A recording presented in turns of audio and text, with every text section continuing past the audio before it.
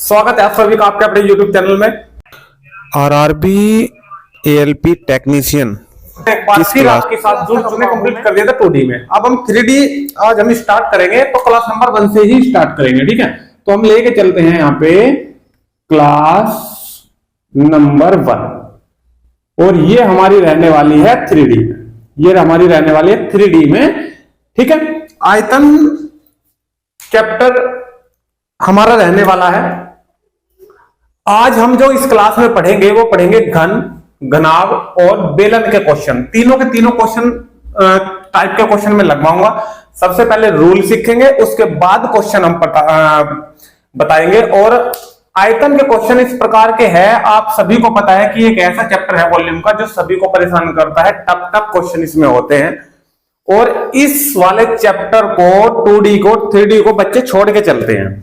लेकिन अगर आप हमारे चैनल से बने हुए हो तो एक भी क्वेश्चन ना छूटेगा और जो सा भी क्वेश्चन एग्जाम के अंदर आएगा उसे आप 100% करके आओगे, ये मेरा आपसे बिल्कुल वादा है। आप लोग क्लास लेके देखिए, लास्ट तक बने रहिए वीडियो में और एक एक क्वेश्चन आपकी समझ में आने वाला है। ठीक है, सबसे पहले तो हम बात करते हैं घन की। ठीक है भाई, होली पर्व के एकदम बाद हमने स्टार्ट कर दिया 3D। बहुत अच्छा चैप्टर है। आप सभी को पता है कि एएलपी रेलवे के और टेक्नीशियन रेलवे के कोर्सेज भी उपलब्ध है और कंटिन्यू चलाई जा रही है मैथ की क्लासेस। उसके साथ साथ हमने आरपीएफ का बैच चलाने का भी आपसे वादा किया था। वो भी मैथ की, जैसे ही हमारे ऑनलाइन फॉर्म स्टार्ट हो जाएंगे तो आरपीएफ की क्लासेस भी आपकी मैथ की स्टार्ट हो जाएगी। ठीक है, तो आज हम बात करते हैं 3D में। सबसे पहले मैं बताऊंगा आपसे घन के बारे में। आज हम सीखेंगे सबसे पहले घन, उसके बाद घनाभ और घनाभ के बाद हम बात करेंगे बेलन की। सबसे पहले इन दोनों के बारे में बात करते हैं। ठीक है, घन, जब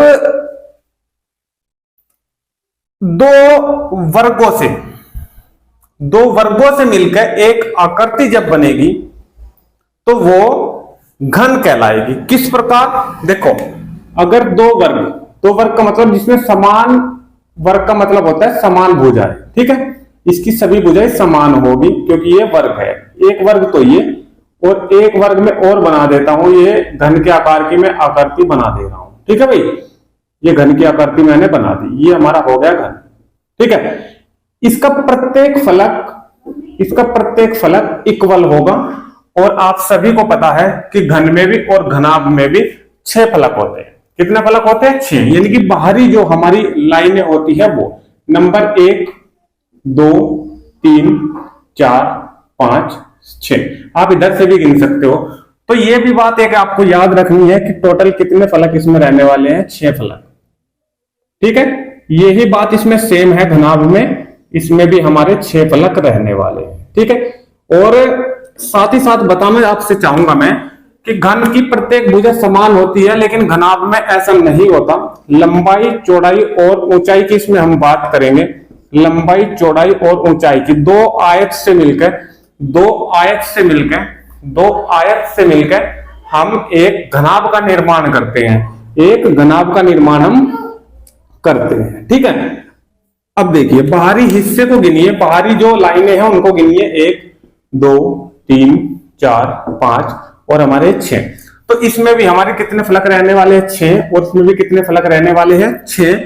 यहाँ पे लंबाई, चौड़ाई, ऊंचाई सब इक्वल होती है। घन के अंदर लंबाई, चौड़ाई और ऊंचाई सभी इक्वल रहने वाली है। और घनाभ के अंदर लंबाई, चौड़ाई और ऊंचाई ये बराबर नहीं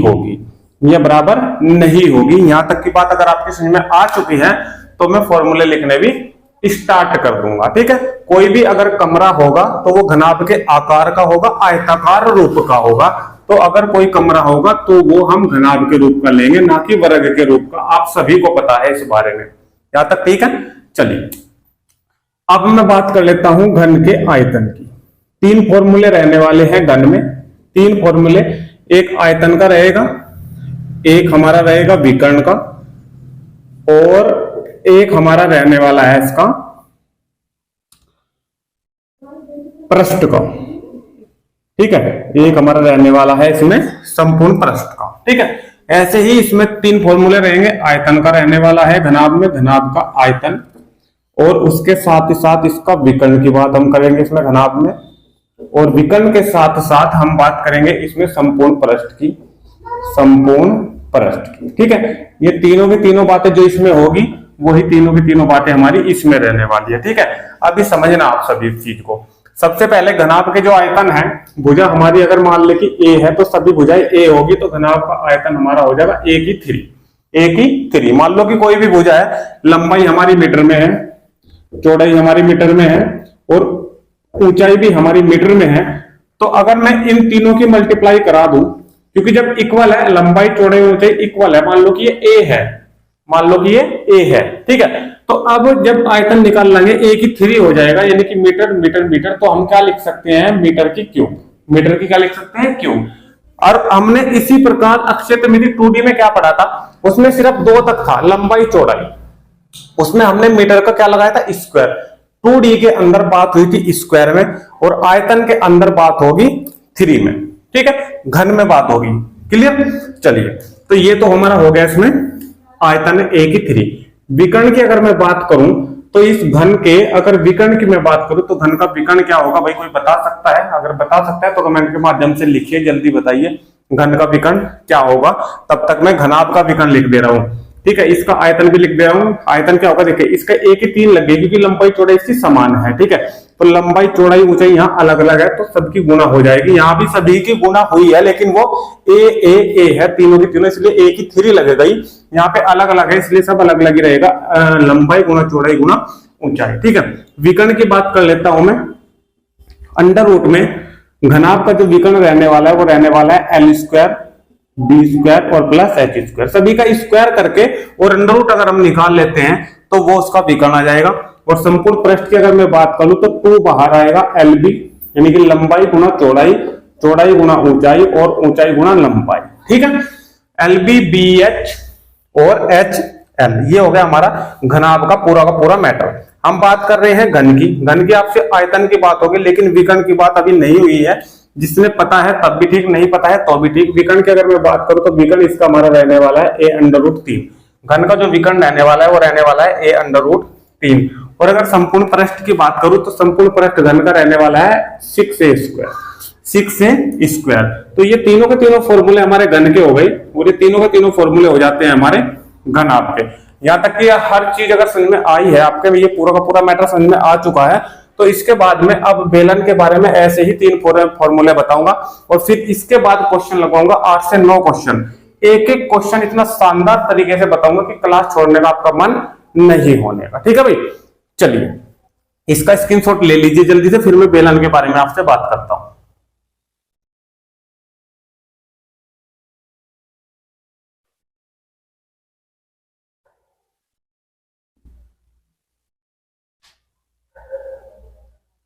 हो चुका, चलिए अब बात करते हैं हम बेलन की। इसे मैं कर दे रहा हूं लंच। ठीक है,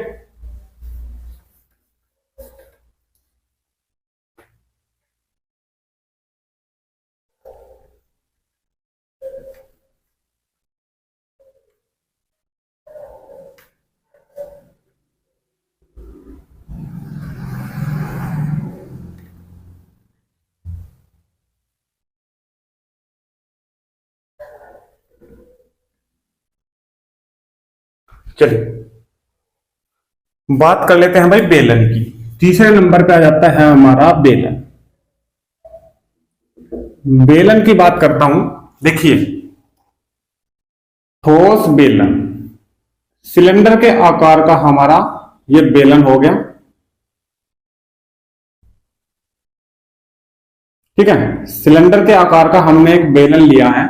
इस बेलन में आपको त्रिज्या और ऊंचाई, इन्हीं 2 चीजों की बात होगी बेलन के अंदर। शंकु के अंदर त्रिज्या की, शंकु के अंदर त्रिज्या की, ऊंचाई की, और प्लस तिरछी ऊंचाई की भी बात होगी, क्योंकि इसमें ऊंचाई जो होगी वो तिरछी भी होगी और बिल्कुल परपेंडिकुलर भी होगी।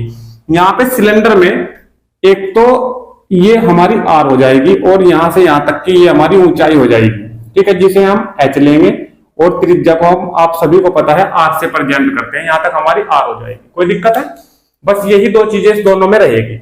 अब हम आयतन किसकी बात करेंगे, आयतन की बात करते हैं। जो चीज काम आने वाली है सिर्फ उसी चीज के बारे में हम बात कर रहे हैं। आयतन कहां से निकला, किस प्रकार निकला, वो सभी बता सकता हूं, लेकिन डिटेल में अगर जाओगे तो समय भी आपका वेस्ट होगा और आपको क्या चाहिए, सिलेक्शन, वो मैं करा के रहूंगा। ठीक है, आपको उतना ही सीखना है जितना मैं आपको सिखाना चाहता हूं। ठीक है, तो आयतन की अगर हम बात करें तो आयतन होता है बेलन का पाई आर स्क्वायर एच। सेंटीमीटर में भुजा होगी तो यहाँ पे स्क्वायर लग रहा है, देखिए स्क्वायर लग रहा है। अगर सेंटीमीटर में भुजा है तो स्क्वायर तो ये होगा, और एच भी मान लेगी सेंटीमीटर में नपेगी तो सेंटीमीटर स्क्वायर है, सेंटीमीटर सेंटीमीटर की घन हो जाएगी। तो आयतन हमेशा 3 घात में होगा, ये आप सभी को पता होना चाहिए इस चीज का। अगर नहीं पता तो जान लो। ठीक है, ये आयतन हो गया। उसके बाद वक्र पृष्ठ की बात करें हम, वक्र पृष्ठ, वक्र पृष्ठ, और उसके बाद संपूर्ण पृष्ठ, संपूर्ण पृष्ठ। ठीक है, वक्र पृष्ठ की बात करें तो वक्र पृष्ठ आ जाएगा सिर्फ बाहरी हिस्सा, और संपूर्ण पृष्ठ की बात करें तो संपूर्ण पृष्ठ में पूरा का पूरा हिस्सा उसका आने वाला है, संपूर्ण पृष्ठ में टोटली। ठीक है, और वक्र पृष्ठ में सिर्फ हम बाहर के हिस्से में बात करेंगे। ठीक है भाई, वक्र पृष्ठ इसका हो जाएगा 2 pi R H, 2 pi R H, और संपूर्ण पृष्ठ 2 पाई आर सेम रहेगा, 2 पाई आर ये इतना सेम रहेगा, संपूर्ण पृष्ठ 2 pi r into h plus r, into h plus r. ये तीनों के तीनों फॉर्मूले रहेंगे हमारे बेलन के, इन्हीं के ऊपर क्वेश्चन रहेंगे, अच्छे अच्छे क्वेश्चन हमारे हैं। ठीक है, क्वेश्चन नंबर 1 की बात करता हूं, क्वेश्चन नंबर 1 की बात करता हूं, यहीं पे हमारा हो जाएगा ये क्वेश्चन। देखिए सबसे पहला क्वेश्चन स्क्रीन पे आप लोग देखिए, क्वेश्चन नंबर 1। चलिए क्वेश्चन नंबर 1, क्वेश्चन नंबर 1 में क्या कह रहा है, एक कमरा 12 मीटर लंबा, ध्यान से देखना भाई, एक कमरा 12 मीटर लंबा, लंबाई कितनी दी 12 मीटर की, चौड़ाई भी उसने दे दी है और ऊंचाई भी उसने दे दी है। कितनी कितनी दी है, ये 9 मीटर दी है, ये 9 मीटर दी है, और ये 8 मीटर दी है। ये कितनी दी है, 8 मीटर। तो आपके पास लंबाई भी है, चौड़ाई भी है और ऊंचाई भी है। वो कह रहा है इसमें अधिकतम किस लंबाई का बांस रखा जा सकता है। देखिए इसमें अधिकतम किस लंबाई का बांस रखा जा सकता है। तो मैं आपको एक चीज बता दूं कि जब उसकी लंबाई भी अलग है, चौड़ाई भी उसकी अलग है और ऊंचाई भी उसकी, सब तीनों की तीनों अलग है, तो जब तीनों चीज हमारी अलग हो जाती है तो बन जाता है हमारा घनाभ। ये बात तो हमारी हो चुकी कंफर्म कि ये घनाभ है। क्या है ये, घनाभ है। अब एक चीज देखिए आप लोग, एक कमरा मैंने आपको पहले बताया था, जो कमरे का आकार होगा वो 2 आयत से मिलकर बना होगा, मतलब कि वो घनाभ के आकार का होगा।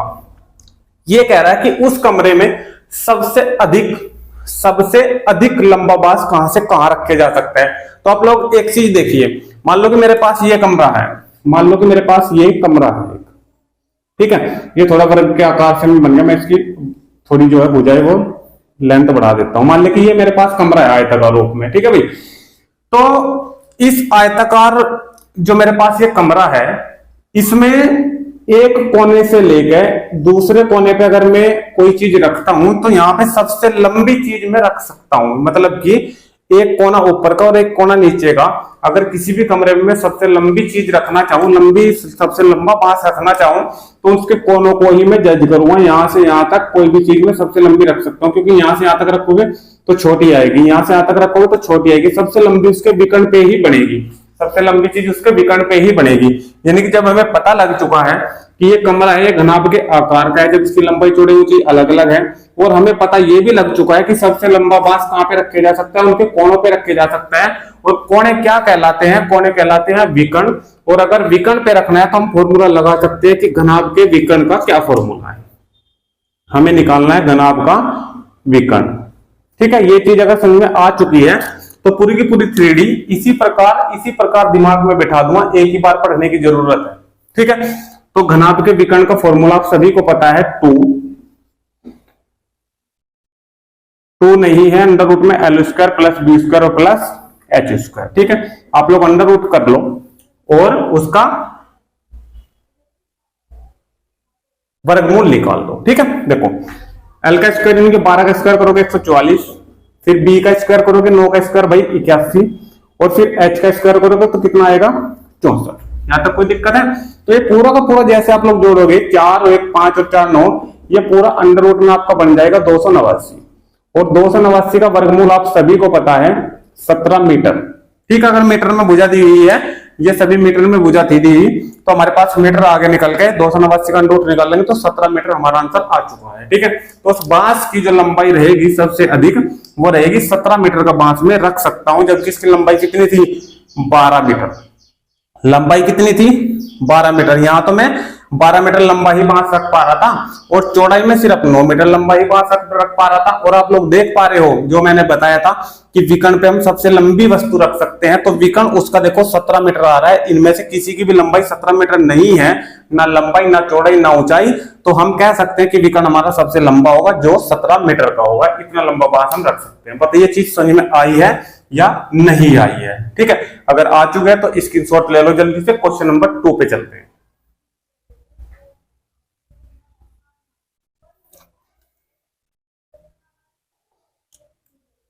हो गया भाई, क्वेश्चन नंबर 2 पे चले।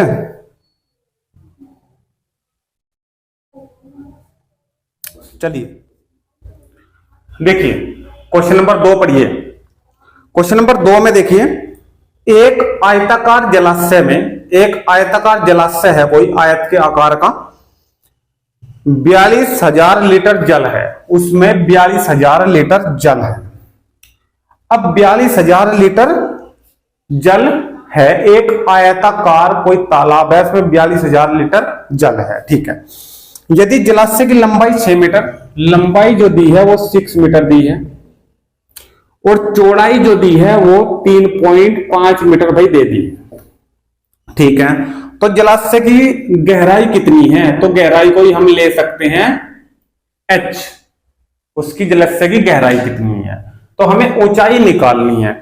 उसने तालाब का जो जल दिया है वो 42,000 लीटर दिया है कि उसमें जल भरा है 42,000 लीटर, 42,000 लीटर। ठीक है, अब एक चीज समझिए, एक चीज समझिए, मान लो कि मेरे पास कोई गिलास है, मेरे पास कोई ये गिलास है।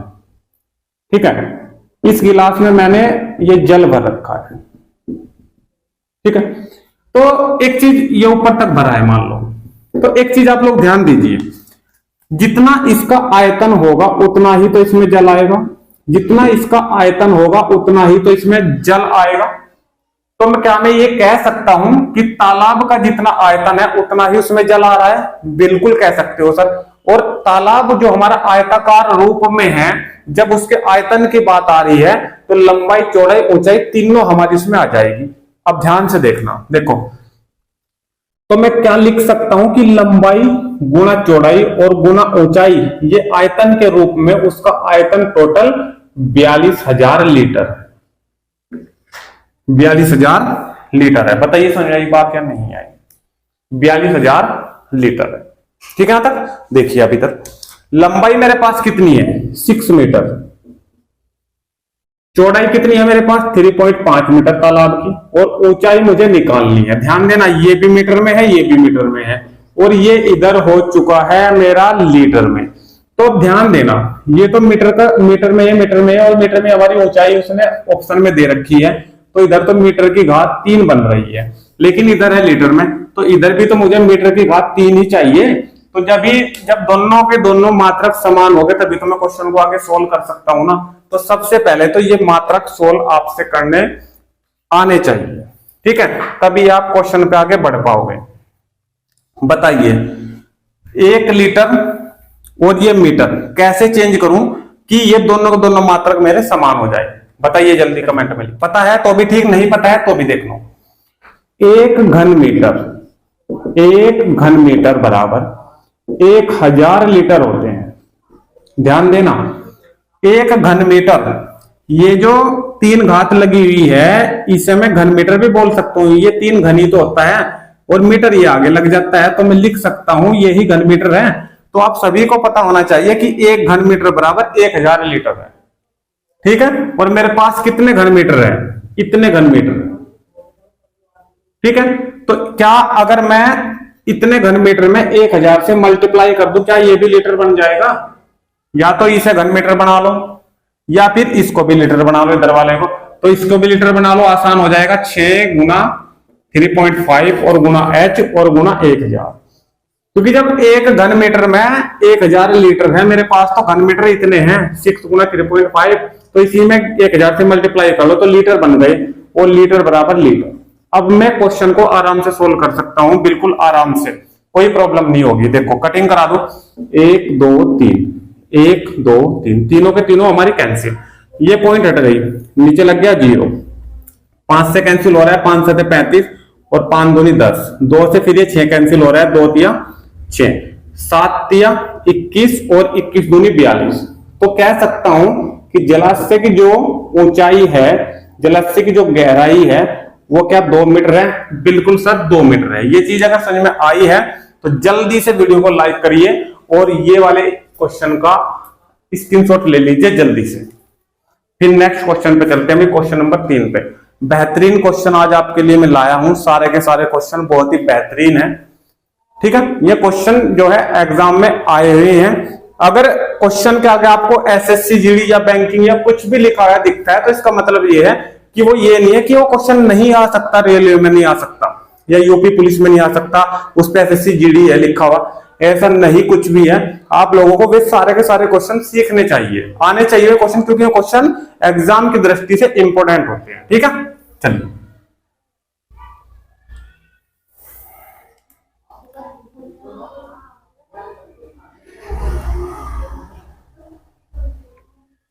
क्वेश्चन नंबर 3 पे बढ़े भाई। क्वेश्चन नंबर 3,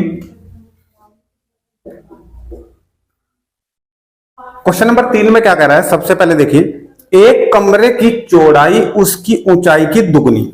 देखो एक कमरे की चौड़ाई, देखो लंबाई चौड़ाई और ऊंचाई मैंने तीनों यहां पे लिख दिया, ठीक है। तीनों लिखने पे अब देखो एक कमरे की जो चौड़ाई है ना, एक कमरे की जो है चौड़ाई है भाई, ये तो होगी लंबाई, ध्यान से देखो भाई, ये होगी चौड़ाई और ये होगी ऊंचाई। सभी क्वेश्चन ध्यान से देखोगे भाई तभी तो समझ में आएगा क्वेश्चन, ठीक है। और क्वेश्चन समझ में आओगे तभी एग्जाम में कर पाओगे। तो ध्यान से देखो, एक कमरे की चौड़ाई उसकी ऊंचाई की दुगनी। एक कमरे की जो चौड़ाई है ना, ये इसकी ऊंचाई की दुगनी है, तो क्या इसको 1 मान लू, जब ये दुगनी है तो इसे 2 मान लू, ठीक है ना। तक इन दोनों में ये अनुपात हो गया, ठीक है भाई। आगे क्या कह रहा है, तथा लंबाई से आधी है। ये जो चौड़ाई है ना, ये ऊंचाई से तो है दुगनी, परंतु इस लंबाई से ये आधी है, तो लंबाई को क्या मैं 4 ले लूं, तभी तो इससे आधी हो जाएगी। यहां तक कोई दिक्कत है, ठीक है। इससे तो ये आधी हो गई और इससे दुगनी हो गई। हमारा जो अनुपात है वो बिल्कुल सही बन चुका है भाई। आगे देखो क्वेश्चन में क्या कह रहा है, कमरे का आयतन 512 घन मीटर है। कमरे का आयतन देखो, कमरे का आयतन 512 घन मीटर, इतने घन मीटर, ठीक है। चलिए, तो कमरे की लंबाई कितनी है, कमरे की लंबाई कितनी है। देखो जब अनुपात से अलग अलग करूंगा तो ये 4x हो जाएगी भाई, ये 2x हो जाएगी, और ये खाली 1 की गुना में x आएगा तो x ही रह जाएगा। तो जब वो लंबाई कह रहा है निकालने के लिए, तो मुझे निकालना भाई 4x, और 4x निकालने के लिए मुझे निकालना उससे पहले x, क्योंकि तभी तो एग्जैक्ट वैल्यू में बता पाऊंगा कि ये आएगी, ठीक है। तो ये जो कमरे का आयतन है, आप सभी को पता है कमरा हमारा घनाभ के आकार का होता है और उसका आयतन हमारा LBH होता है, और बराबर हम 512 लिख देंगे भाई। और लंबाई कितनी है मेरे पास 4x, चौड़ाई कितनी है 2x, और हाइट कितनी है उसकी x, बराबर 512, ठीक है। सोल्व करा दो पूरे को, x x x 3 गुना में है तो x का क्यूब बन जाएगा, और 4 दूनी 8, इस 8 से ये 512 को करा दो कैंसिल, ठीक है। 8 6 48 और 8 चौक 32, तो x की 3 बराबर 64, और आप सभी को पता है कि घनमूल जब मैं 64 का लूंगा तो मुझे 4 मिलेगा, मुझे क्या मिलेगा 4 मिलेगा, और x की वैल्यू ही मुझे पता होनी चाहिए थी। अब देखो यहाँ पे लंबाई मुझे निकालनी थी, लंबाई कितनी थी भाई मेरे पास 4x, और x की वैल्यू कितनी आई 4, वही मैंने 4 रख दी, तो 4 चौक 16 मीटर। तो ये आंसर हमारा निकल के आ गया है क्वेश्चन नंबर 3 का। इस प्रकार के क्वेश्चन भाई हमने इस प्रकार सोल्व करे हैं, ठीक है।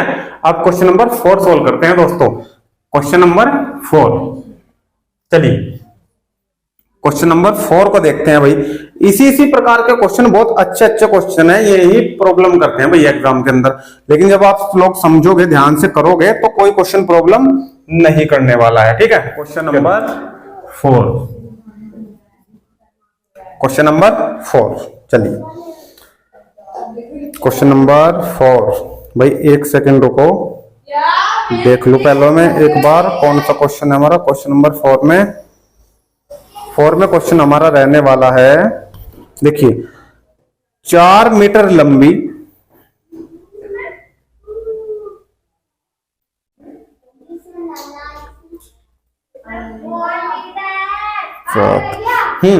देखो 4 मीटर लंबी 3 मीटर ऊंची, 4 मीटर लंबी और ये तो होगा भाई लंबाई, ठीक है। 8 मीटर ऊंची, ऊंची का मतलब हाइट दे दी 8 मीटर, 8 मीटर ऊंची, 60 सेंटीमीटर, एक सेकंड, 4 मीटर लंबी और 3 मीटर ऊंची, 3 मीटर ऊंची, सॉरी ये नीचे वाला क्वेश्चन हमने पढ़ लिया, तथा 13 सेंटीमीटर चौड़ी, चौड़ाई जो है वो 13 सेंटीमीटर है। तो मात्रकों का ध्यान भाई आप सभी को रखना है। ये हमारा सेंटीमीटर है और ये हमारा मीटर में है, ये हमारा मीटर में है। या तो भाई इनको भी सेंटीमीटर में करो, और या भाई इसको मीटर में आप लोग चेंज कर लो, ठीक है। तो इतनी चौड़ी दीवार बनाने के लिए ये दीवार की लंबाई चौड़ाई ऊंचाई दे दी। तो आप लोग एक काम कर लो, आप सभी को पता है कि 1 मीटर में 100 सेंटीमीटर होंगे, 1 मीटर में 100 सेंटीमीटर। तो 1 मीटर में जब 100 सेंटीमीटर है, 4 मीटर में कितने होंगे, 400 सेंटीमीटर, 100 से मल्टीप्लाई हो जाएगी, ये सेंटीमीटर में कन्वर्ट हो गया, और इसको भी सेंटीमीटर में कन्वर्ट कर देंगे तो ये 300 सेंटीमीटर हो जाएगा, और चौड़ाई को ये हमारा 300 सेंटीमीटर यहाँ पे है ही। तो ये दीवार का है भाई, इतने लंबी चौड़ी हमारी एक दीवार बननी है, ठीक है। आगे के लिए 20 सेंटीमीटर लंबी, 20 सेंटीमीटर लंबी, देखो 20 सेंटीमीटर लंबी, ये 20 सेंटीमीटर लंबी और 12 सेंटीमीटर चौड़ी, 12 सेंटीमीटर चौड़ी, 6.5 सेंटीमीटर ऊंची, 6.5 सेंटीमीटर ऊंची। ये सभी सेंटीमीटर में है भाई, और ऊपर का भी सारा सेंटीमीटर में होगा। अब हमारे मात्रक ये समान हो गए। ऊंची कितनी ईंटों की आवश्यकता होगी, ये कह रहा है कि एक ईंट की जो लंबाई चौड़ाई ऊंचाई है वो इतनी है। अब पूरा का पूरा क्वेश्चन ध्यान से समझ लो, ईंटों की संख्या निकालनी, ईंटों की संख्या। अब सारा क्वेश्चन ध्यान से समझ लो, दीवार है जो उसकी लंबाई ये है, ऊंचाई इतनी चौड़ाई इतनी, एक ईंट है जो वो लंबाई इतनी चौड़ाई इतनी और ऊंचाई इतनी, ठीक है। तो अब कितनी ईंटें इसमें लगेगी, बिल्कुल आसान क्वेश्चन है भाई। अगर किसी के घर का भी काम चल रहा हो, दीवार बनानी हो या और कोई काम करना हो मकान में, और हमें निकालनी है कि कितनी ईंटें इसमें लगेगी, तो ये मिस्त्री से पूछने की जगह आप लोग खुद निकाल सकते हो। कैसे, अगर किसी की भी आपको संख्या निकालनी है, ये क्वेश्चन मैंने आपको पहले भी बताया था, अगर हमें किसी की भी संख्या निकालनी है, पत्थरों की संख्या इसमें, ईंटों की संख्या इसमें, तो हम क्या करते हैं कि बड़े भाग का, पहले हमने 2D में क्या पढ़ा था कि बड़े भाग का क्षेत्रफल बटे छोटे भाग का क्षेत्रफल। अब हम आयतन पढ़ रहे हैं, लंबाई चौड़ाई ऊंचाई के क्वेश्चनों में, तो अब हम क्या करेंगे कि बड़े भाग का आयतन बटे छोटे भाग का आयतन। और बड़ा भाग हमारा कमरे की बात आ रही है, तो लंबाई चौड़ाई ऊंचाई जब उसने तीनों दे दी है तो ये घनाभ हो गया। और घनाभ का आयतन, बड़ी तो दीवार है, ईंट छोटी है, तो बड़े भाग का आयतन ये रहेगा ऊपर, यानी कि लंबाई ऊंचाई और चौड़ाई, यानी कि लंबाई चौड़ाई ऊंचाई कैसे भी लिख लो, तीनों के तीनों गुणा में लिखने हैं। ये बड़े भाग का हो गया। छोटे भाग का नीचे एक ईंट का आ जाएगा, 20 का, 12 का और 6.5 का। ये काम है, ये यहां से कटिंग करना है, कुछ भी नहीं करना है। अब संख्या यहां से निकल के आ जाएगी, ये पॉइंट हटा दो, ऊपर आ जाएगा हमारा 10, ठीक है। आप कैंसिल करा दो, 10 दूनी 20, तो ठीक है। 2 से इसको कैंसिल कर दो, जाएगा 200, ठीक है। 12 से 4 से कैंसिल कर लो, 4 पंजे 20, 50 आ गया, और 4 से आ जाएगा 3, 3 से पूरा का पूरा 300 कैंसिल आ जाएगा, ये 100, नीचे कुछ नहीं बचा। यहाँ पे 50 और ये 100 और ये 13 बच गया, 50 गुना 100 और गुना 13, ठीक है भाई। अब 13 पंजे 65 और 3 जीरो लग जाएगी इसके आगे, 65 के आगे 3 जीरो। तो कितनी ईंटें इसमें लगेगी, इसमें जो ईंटों की संख्या निकल के आई है वो आई है 65,000। क्वेश्चन मुझे लगता है आप सभी की समझ में आ चुका है, बहुत आराम से बताया है। इस प्रकार का क्वेश्चन कोई सा भी आता है इस आयतन के अंदर से या 2D के अंदर से, तो आप लोग बड़े भाग का ऊपर छोटे भाग का नीचे, क्षेत्रफल में से पूछ रहा है तो क्षेत्रफल ऊपर, और अगर आयतन में से पूछ रहा है तो भाई आयतन हमारा नीचे आ जाएगा। ठीक है, स्क्रीनशॉट ले लो। फिर नेक्स्ट क्वेश्चन पे चलते हैं, क्वेश्चन नंबर 5 पे। ये सारे के सारे क्वेश्चन जो है ना एग्जाम में आने वाले क्वेश्चन है भाई, सारे के सारे। मैंने अभी तक जो फॉर्मूले बताए थे वो घनाभ का आयतन, उसका विकर्ण L square b square h square और उसका संपूर्ण प्रस्थ LB BH और HL। सिर्फ इस फॉर्मूले का अभी तक प्रयोग नहीं हुआ है, आगे क्वेश्चन आ रहे हैं उसका हो जाएगा। इन दोनों फॉर्मूलों का प्रयोग मैंने आपको बता दिया। अब ये घनाभ की बात हो रही थी, अब बात करेंगे हम घन की। घन के क्या फॉर्मूले थे? A3 आयतन का था और A√3 उसके विकर्ण का था, और जो संपूर्ण पृष्ठ का था तो संपूर्ण पृष्ठ का था हमारा 6a स्क्वायर। अब इन तीनों के बारे में बात कर लेते हैं, और उसके साथ हो सकता है मिक्स में घनाभ का 1-2 क्वेश्चन भी आ जाए। ठीक है, चलिए क्वेश्चन नंबर 5 पे बढ़ते हैं भैया। क्वेश्चन नंबर 5 पे सेशन में मुझे लगता है कि आप लोगों को मजा आ रहा है, क्योंकि क्वेश्चन बहुत अच्छे अच्छे हैं और समझ में भी आपके आ रहे हैं। क्वेश्चन नंबर देखिए 5 में, क्वेश्चन नंबर 5 में पहला क्वेश्चन, किसी घन के विकर्ण की लंबाई 6 सेंटीमीटर। स्क्रीन पर देखिए घन के विकर्ण की लंबाई, घन का विकर्ण कितना है? A√3, ये दे दी इसने A√3, ये दे दी इसने 6 सेंटीमीटर। तो A√ बराबर मैंने क्या लिख दिया? 6 लिख दिया। वो क्या कह रहा है? घन का आयतन कितना होगा? घन का आयतन का मतलब A3 निकालना है, तो A3 निकालने से पहले मुझे क्या चाहिए? A चाहिए। A निकलेगी मेरे पास यहां से, तो A बराबर, ये √3 है गुना में, ये चले जाएगा इसके बटे में, तो 6/√3। या तो A की वैल्यू यही रख लो, या फिर अगर नीचे अंडर दिखता है तो थोड़ा अच्छा सा दिखे, क्वेश्चन के आंसर पर कोई प्रभाव नहीं पड़ने वाला भाई, इससे घबराने वाली बात कुछ नहीं है। आप लोग √3 से ऊपर नीचे अगर मल्टीप्लाई कर दोगे तो थोड़ा सा ठीक ठाक सा लगने लगेगा। ठीक है, √3 के √3 की मल्टीप्लाई 3 आ जाएगी, और 3 से 6 कट जाएगा तो ऊपर आ जाएगा 2 और √3 ये, तो ये पूरा 16 हो जाएगा 2 √3। आप लोग डायरेक्टली ये भी रख सकते हो 6 √3 भी, क्योंकि हमें क्या करना है? A3 3 बार गुना उसकी करानी है, क्योंकि हमें आयतन निकालना है। आयतन होता है A3, और A3 का मतलब A की वैल्यू मेरे पास ये है, इसकी घात में कितनी लगाऊंगा? 3, तो इसकी मैं 3 ही बार मल्टीप्लाई करूंगा। ऊपर की 3 बार होगी, 3 बार हो जाएगी नीचे की, √3 √3 और √3। √3 की √3 की आ जाएगी 3, और 3 से हो जाएगा हमारा 6 कैंसिल 2। ठीक है, एक √3 नीचे बच गया। ठीक है, ऊपर कितना आ गया? 6 36 दूनी 72, तो 72/√3। ये आंसर आपको नहीं मिलने का ऑप्शन में। अगर ये नहीं मिलता है तो आप लोग क्या करोगे? √3 से ऊपर नीचे क्या कर दोगे? इसकी मल्टीप्लाई। वो यहाँ भी करनी पड़ रही है और यहाँ भी करनी पड़ रही है, तो आप लोग थोड़ा ठीक सा क्वेश्चन लगे तो आप लोग यहाँ पर भी कर सकते हो और यहाँ पर भी कर सकते हो, कोई दिक्कत नहीं है। ठीक है, अब देखो √3 की क्या आएगी? 3 आएगी, और 3 से ये 72 कैंसिल हो जाएगा, 24 आ जाएगा, 24, और ये √3 हमारा बच रहा है। ठीक है, तो इतना हमारा घन सेंटीमीटर आंसर हमारा आ जाएगा। ये मात्रक लगाना बिल्कुल भी आप लोग ना भूलिए। अगर मीटर में है तो मीटर, और अगर सेंटीमीटर में पूछा है तो आप लोग क्या दोगे मात्रक के रूप में? घन सेंटीमीटर। कोई दिक्कत है यहां तक? ये हमारा हो गया आयतन। ठीक है, क्वेश्चन इस प्रकार के लिए हमें कि एक क्वेश्चन के अंदर आपके अधिक से अधिक, अगर तीनों फॉर्मूलों का प्रयोग ना हो तो 2 का तो हो। जैसे इस क्वेश्चन के अंदर हमने विकर्ण के बारे में भी क्वेश्चन पढ़ लिया और आयतन के बारे में भी क्वेश्चन पढ़ लिया। ठीक है, तो इस प्रकार के क्वेश्चन मैंने लिए हैं अधिकतर। क्वेश्चन नंबर 6 पे चलते हैं, इसका स्क्रीनशॉट ले लीजिए जल्दी से। क्वेश्चन नंबर 6 में देखिए, 25 सेंटीमीटर भुजा वाले एक घन को पिघलाकर, 25 सेंटीमीटर भुजा वाले एक घन को पिघलाकर, देखो ये घन था, 2 वर्गों से मिलकर ये मैंने एक घन बना दिया। ठीक है,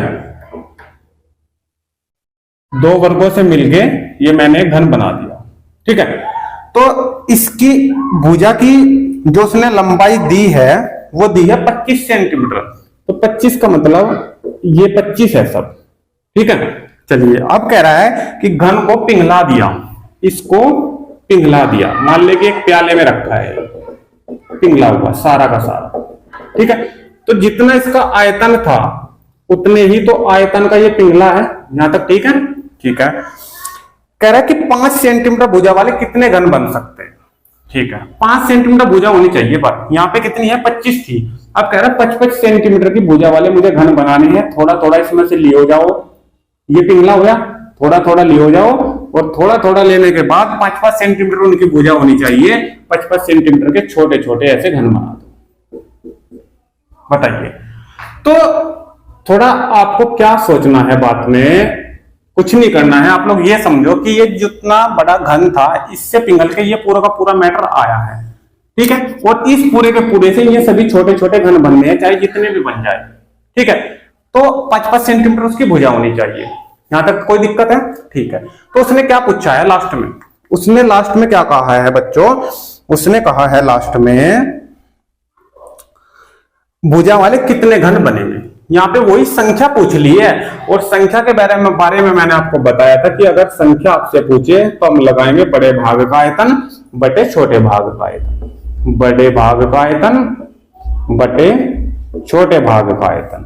परंतु चीजों को समझना है, रटना नहीं है। छोटे भाग का आयतन, चीजों को समझना है, रटना बिल्कुल भी नहीं है। ठीक है, तो बड़ा भाग आप सभी को पता ही है, बड़ा भाग था जिसकी एक भुजा 25 सेंटीमीटर थी। इसी तो पिघला के छोटे छोटे बन रहे हैं, जो छोटे हैं वो नीचे आ जाएगा। बड़े भाग का आयतन, बड़े का मतलब ये घन है, बड़े वाला